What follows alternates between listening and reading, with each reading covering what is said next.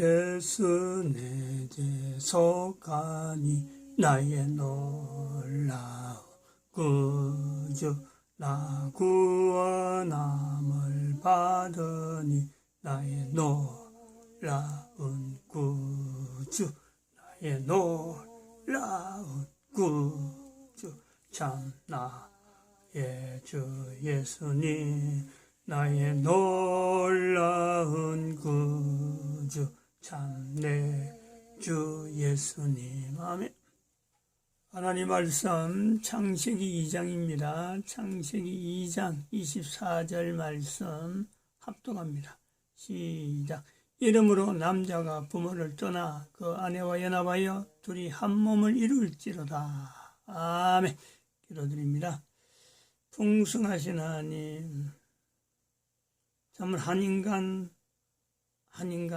참으로 한 남자 한 여자를 통해서 인류 창조를 완성하신 하나님, 오늘날의 전 인류 70억에 이르는 이 엄청난 인류가 하나님 앞에서 한 남자 한 여자로서 온전히 주님 앞에 서게 되는 거룩한 날을 사모하며, 또한 이날에 저희들이 남겨놓는 자료들이 좀 쓰임받기를 간절히 원하는 마음으로 아버지 하나님 앞에 서 있습니다.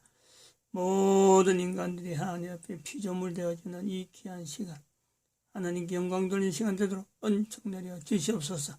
감사드리옵고 예수님의 이름으로 기도드립니다. 아멘. 어제가 10월 9일이죠. 우리나라 한글날 10월 9일날 정광훈 목사가 지금 이끄는 국민혁명당의 그 토요일 그 집회, 광화문 집회, 거기서 강원도에서 왔다 하는 한 여인이 처음 나온 것 같아요. 연사로서 엄마의 시간이죠. 엄마의 방송인가? 엄마의 시간. 거기서 나와서 세 사람이 나왔는데 그 중에 한 사람입니다. 이승만 대통령에 대한 그 이야기를 잠깐 언급하면서 새삼스럽게 이승만 대통령에 대한 그 위치를, 우리나라에 참 이승만 대통령을 보내신 하나님께 감사합니다. 이승만 대통령이 있었다는 것에 감사하는 그 고백을 하는데, 참 감동스럽다. 지금 이러한 고백들이 나오게 하는 데에 정광훈 목사가 지금 좀 목표죠. 하나의 모든 대한민국 국민들 한 사람에서 모든 사람들이 대한민국이라는 이름 앞에 이승만이라고 하는 위치, 만약에 그거 없었다면은 70년이라는 세월 동안에 과연 이게 있었겠느냐? 이런 고백을 하게 하는 것이 지금 정광훈 목사의 그 위치고, 앞으로 또 정광훈 목사 이후에 또 70년 지나면은 정광훈 목사를 통해서 남겨진 이 흐름 때문에 이승만 대통령, 박정희 대통령, 박근혜 대통령, 정광훈 목사, 요 연결되어진 점 때문에 또 한 번 대한민국의 국민들 하여금 대한민국이라는 이름 앞에 왜 우리는 이런 고백을 하는가 하는 그 일이 나타나지 않을까 하는 기대를 해봅니다. 오늘은 지금 10월달이네. 10월달이라서 10월달은 그래 선포했습니다. 민노총에 대한 내용, 민주노총에 대한 어떤 내용을 10월 한 달 동안 하겠다 이랬습니다. 다시 말하면은 정광훈 목사의 걸어가는 걸음하고 이 민노총의 이 어떤 관계가, 민노총이 11월 달에 지금 이 정권 붕괴를 위해서 자기들이 총집회를 했다 선포를 해놨어요. 지금 그거 준비를 하는 과정에서 10월 달을 맞이해서 이런 거를 지금 하려고 합니다. 마침 요게 이 민노총이 대한민국을 망치고 있다. 정광훈 목사, 강영재 변호사, 이동호 원장, 김대호 소장이 지금 모여 있는 나라 TV에서 하는 자료가 있어요. 자료들이 이 자료가 우리가 전 새벽에 한번 들어보니까 자료가 귀하더라고요. 그래서 여기 1시간 반짜리인데 23분을 해갖고 4회에 걸쳐서 한번 해보려고 합니다. 한번 들어보시죠.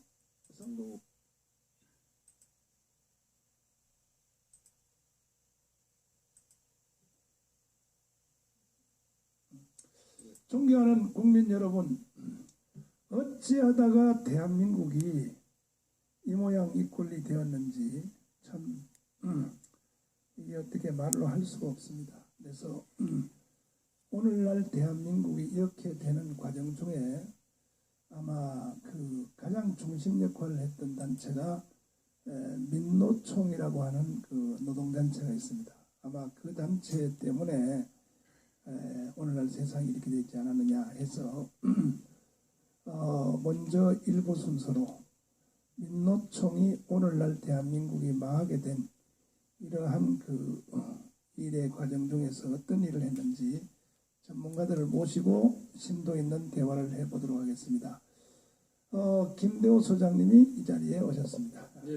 네, 안녕하세요.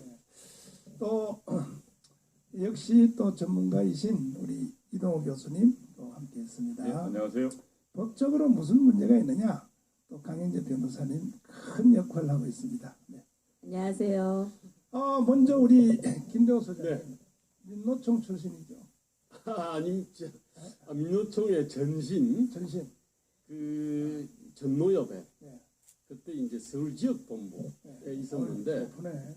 그 서울 지역 본부에서 그 독산지역 노동조합 연대 모임이라고 하는 그 노조 조그마한 노조 한 2-30개가 있었는데 제가 이제 그거 간사를 했는데요. 네. 이제 그거는 이제 크게 보면은 이제 지금으로 치면 민노총 서울 지역 본부의 이 산하 조직일 텐데 그때는 막 조직 형성 단계라 가지고 그때는 그 일종의 이 자매 어떤 단체 비슷했습니다. 네. 그런데 네. 아예 그냥 바로 본질로 딱 들어가서 네. 외부에서 느끼는 것을 그대로 한번 물어보자면 네네. 민노총이든지 무슨 뭐든지 노동단체는 노동단체 아닙니까? 네네. 근데 왜 그 사람들이 집회를 하거나 외치는 구호에 제일 구호가 주한미군 철수를 외치더라고요. 네네. 내가 작년에 네. 그 광화문 그 청와대에서 비닐 텐트 치고 문재인하고 맞짱 뜨려고 이제 쭈그리고 있는데 그 앞에 그 민노총 뭐 그 사람들 맨날 데모하면서 지나가잖아요. 네네. 근데 앞에 프랭카드로 딱 치고 가면 네네. 아니 노동단체의 구호를 외쳐야지 왜 주한미군 철수를 외치는가? 그 이유가 뭡니까? 그 사람들 왜 그럽니까? 책임져요 우리 소장님이. 아니 사실은 저는 이제 그런 데 대한 책임을 소장님이 다 가르쳤죠 그때. 아니 근데 제가 사실은 좀 그에 대한 어떤 책임 사실은 뭐 어떻게 보면은 민노총의 어떤 그 건설 과정에서 저는 그야말로 말단 소총수 정도 뭐한 군대장쯤 아니 됐다 비켜하라 그러지 마요.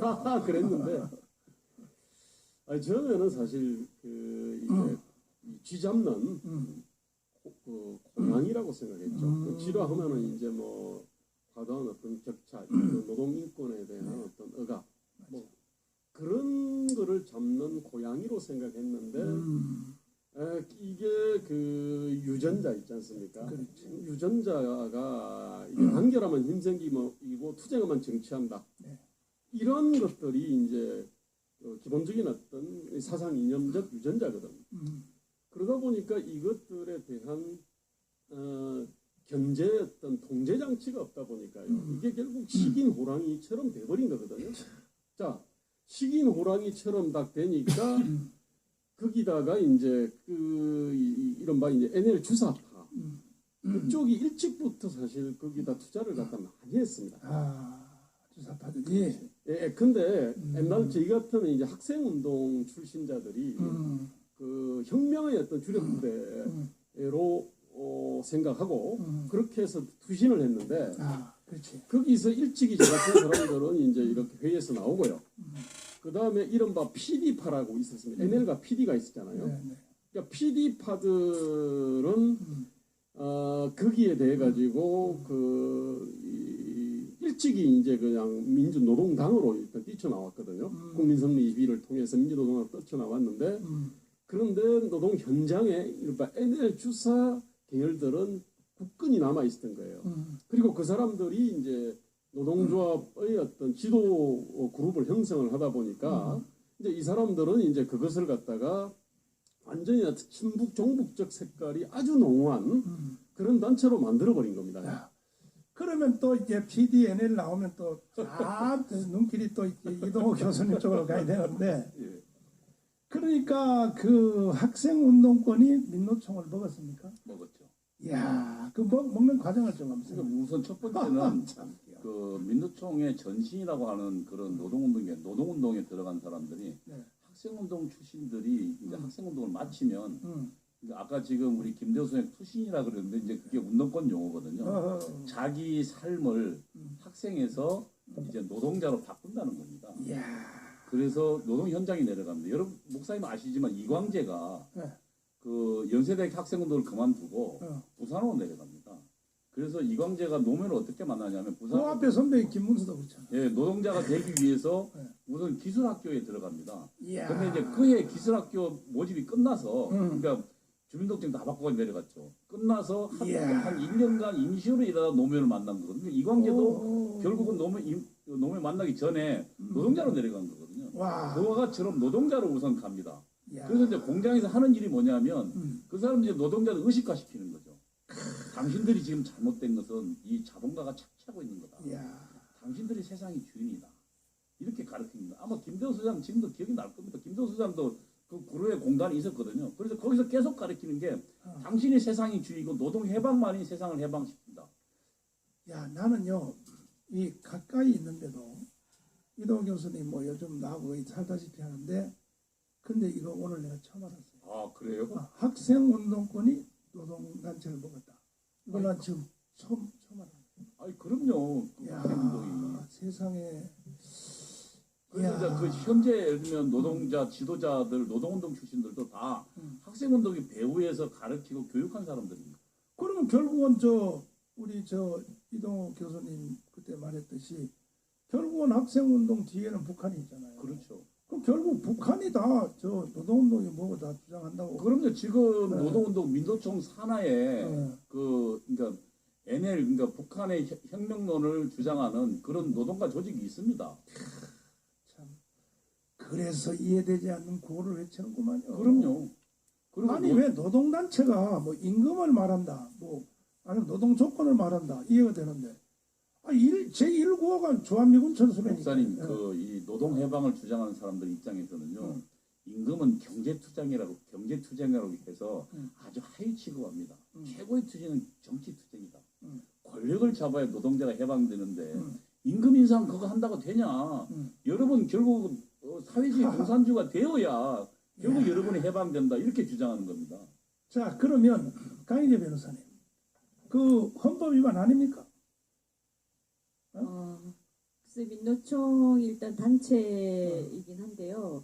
지금 민노총은 그 현행법상 이제 현행 노조 관계법들이 있는데 거기에 위반되는 소지들은 많이 있었고요. 그걸로 일부는 처벌도 되기도 했는데 지금 그 노조의 목적과 범위에 따라 행위를 할 수가 있는 거거든요. 근데 말씀하신 대로 주한미군 철수는 그 중에 하나에 불과하고요. 사실상 민노총이 과거에 보시면 지금은 국민의힘인데 옛날 뭐 자유한국당, 뭐 미래통합당 이럴 때 자신들의 반대편에 어떻게 보면 서 있는 이 보수 야당의 전당대회나 이런 데 찾아와요. 떼거지로 찾아와서 거기서 규탄을 하고 이거는 노조의 행위를 명백히 넘어서는 것이죠. 거기서 뭐 폭력도 행사하고 막 집단적으로 위력을 보이면서 남의 그 반대당 전당대회를 망치는 짓을 했는데 그때도 경찰이 미온적으로 대처를 하고 지금도 찾아보니까요.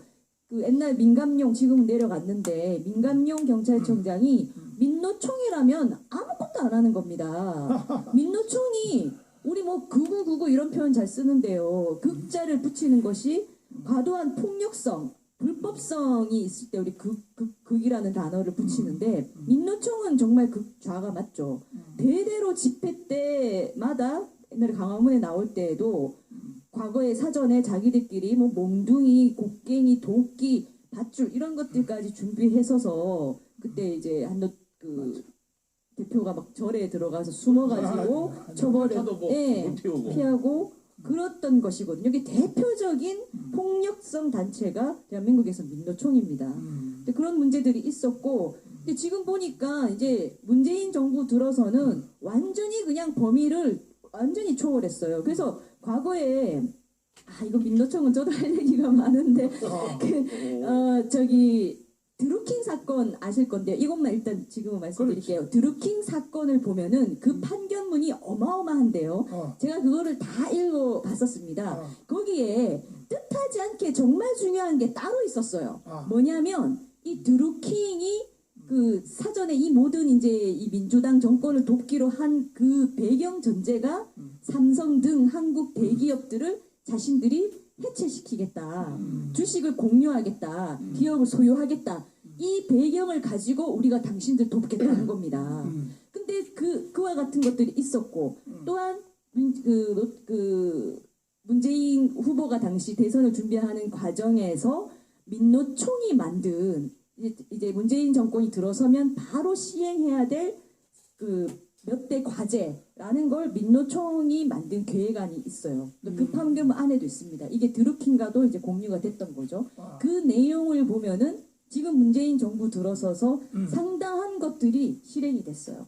최저임금을 급격히 올리는 것부터 해서 선거 연령 18세 낮추기 이런 디테일한 것이 그 계획에 있습니다. 그러니까 한마디로 지금 문재인 정권은 민노총에게 굉장히 휘둘려 왔는데 문재인 정권의 그 탄생의 가장 큰 공로이자 어떻게 보면 문재인한테도 거침없이 막 욕하면서 요구하는 그런 단체가 지금 민노총이거든요.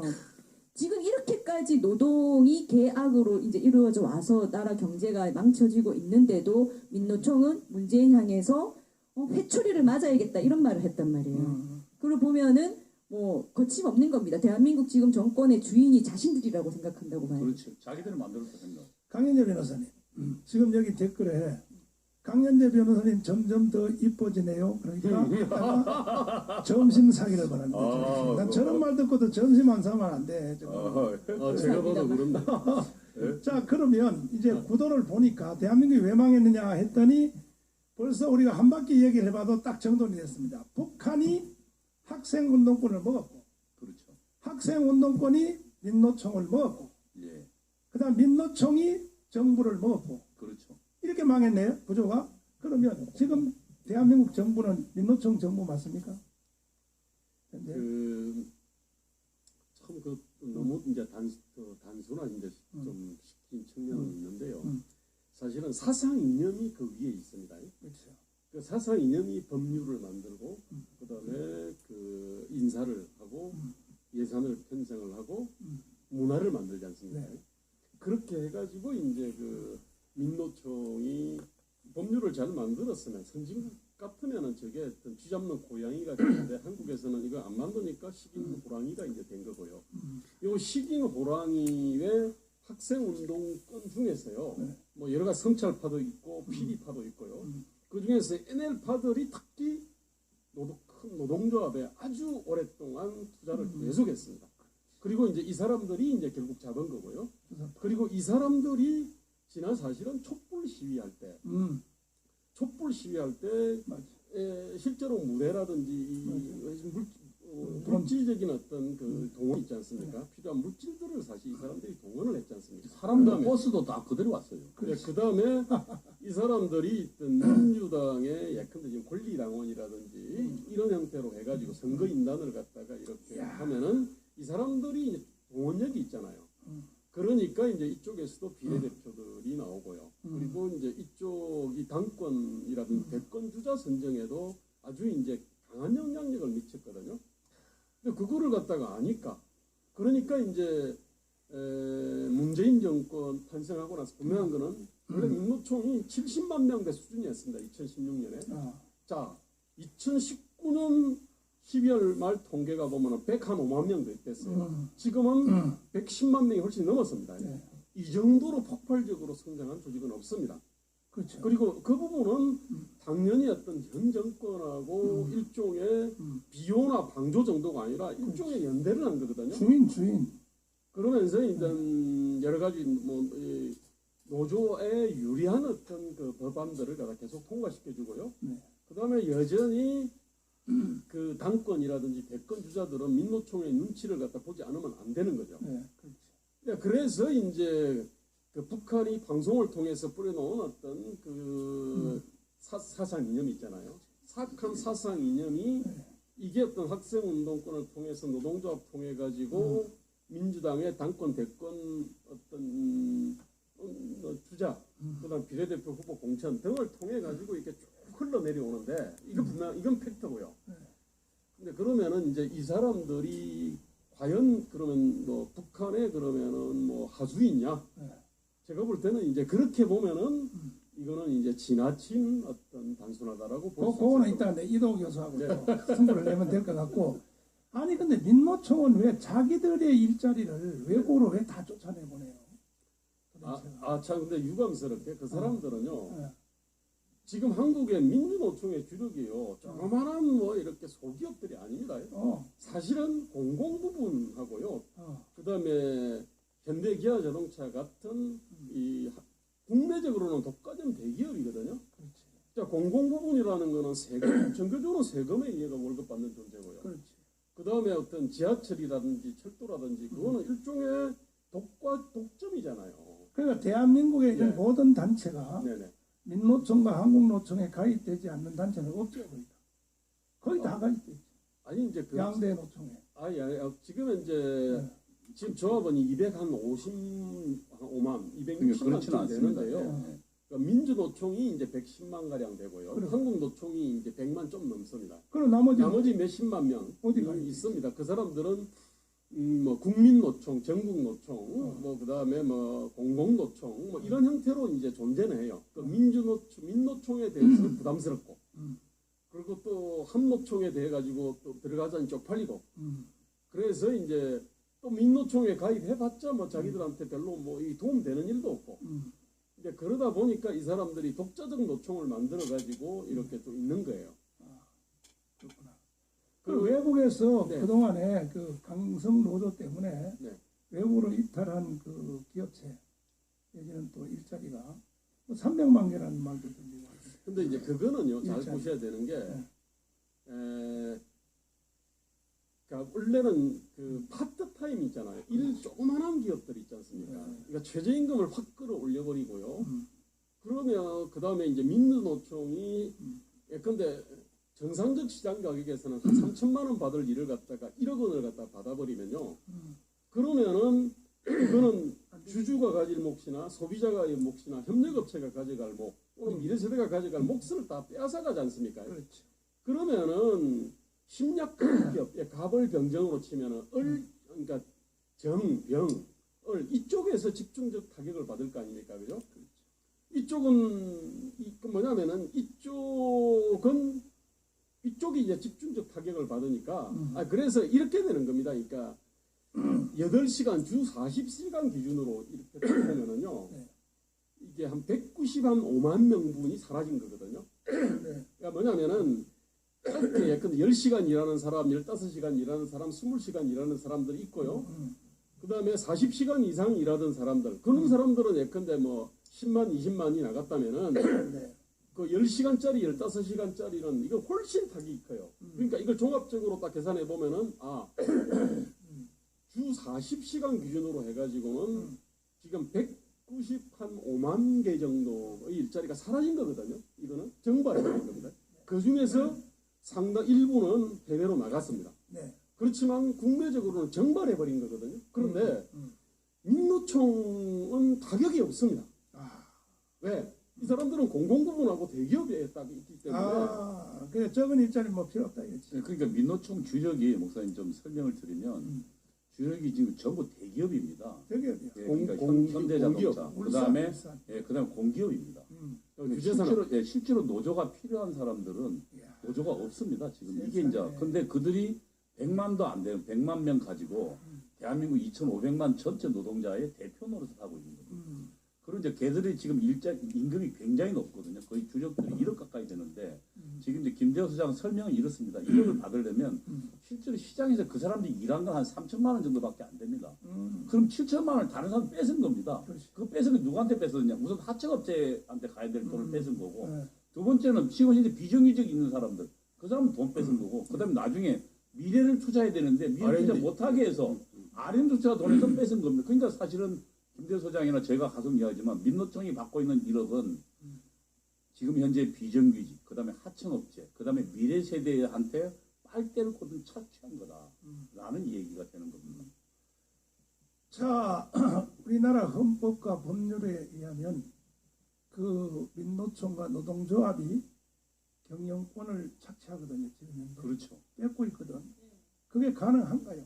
대한민국 헌법에. 그 제가 말씀드리면요. 원래 이제 그걸 갖다가 이제 경영권은 재산권에서 파생된 거지 않습니까? 그렇지. 그러니까 결국은 재산권 대 노동권의 어떤 대립인데, 근데 스위스헌법 같은 경우는 경제적 자유 보장, 그다음에 조합 결성의 어떤 자유, 그다음에 이 근로자나 이 기업주는 자기 이익을 위해서 이제 결사할 수 있다. 뭐 이런 식으로 쭉 돼 있어요. 그다음에 직장 폐쇄와 그다음에 파업. 이제 이거의 무기 대등성 원칙 이 개념이 있는데 한국은 이 개념이 없습니다. 그냥 노동자는 약자다라고 해가지고요. 그래서 이제 이른바 노동 3권을 다 부여를 하고요. 그러니까 노동자가 조직을 해가지고 이게 처음엔 약자 이해와 요구를 대변하다가 나중에는 이게 피착취자가 피착취자로, 피억압자가 억압자로 얼마든지 변할 수 있다는 이 상식을 이 헌법이 받아내지를 못하고 있거든요. 우리 김대호 소장이 말이 좀 어려운데 제가 좀 약간 번역을 하면 김 소장님이 우리나라 최고의 노동 전문가인데 용어들이 굉장히 전문적 용어를 구사해서 이런 겁니다, 목사님. 사실 근데 그 외국에서는 어떻게 하냐면 파업을 그 회사에서 못하게 합니다. 왜냐면 그 회사는 경영자의 소유잖아요. 그렇지. 그러니까 그 재산권을 회복하면 안 되잖아요. 남의 재산을 위해 자기들 파업하면 안 되잖아요. 네. 근데 우리는 지금 그 회사 그냥 마구 지금 기계자 점거하고 파업을 허용돼 있습니다. 그러니까 우리는 지금 그게 허용돼 있고, 네. 근데 또 한태로 외국에는 목사님 파업하면 그 기간 동안에 대책으로 쓸 수 있습니다. 우리는 지금 그거 못 쓰잖아요. 그럼 파업하면 속수무책들을 지금 경영자는 당하도록 돼 있습니다. 그게 이제 우리 김대호 소장이 이야기하는 무기 대등성의 원칙이거든요. 그러면은 우리는 지금 노동자만 일방적으로 유리하게 만들어놨기 때문에 결국 현대자동차든 뭐 이번에 삼성전자 노조 만들어준다면 결국 기업가 입장에서 노조 말을 안 들으면 회사 경영을 못하니까 그걸 지금 정부가 방치하고 있으면서 그래서 노동자가 지금 특혜 제재를 받고 있는 겁니다. 그리고 그걸 바탕으로 노동자들이 자기들이 실제로 생산하는 건 3,000원밖에 안 되는데 1억 받고 있는 거예요. 이게 지금 그래서 이 민주노총이 지금 대한민국을 착취하고 있다는 그 이야기입니다. 그러니까 제가 그 정도를 해드리면 요즘 제가 이 애국운동 하다 보니까 이 소규모로 경영하는 그 사장님들 이런 분들이 저한테 와서 막 울어요. 뺏겼다 이거야. 회사를 아예 민노총한테 뺏겼대요. 어떻게 뺏겼습니까? 했더니 택시 회사인데 택시 회사를 40년을 경영했대. 택시가 한 100대 정도 되는데 근데 계속 경영 그 노동 조건을 뭐 그 세사자 갖다 돈 주는 거죠. 매일같이 주는 거. 그 금액을 뭐 어떻게 해달래 그래 해다 보니까 결국 여기서 마치겠습니다. 기도하자.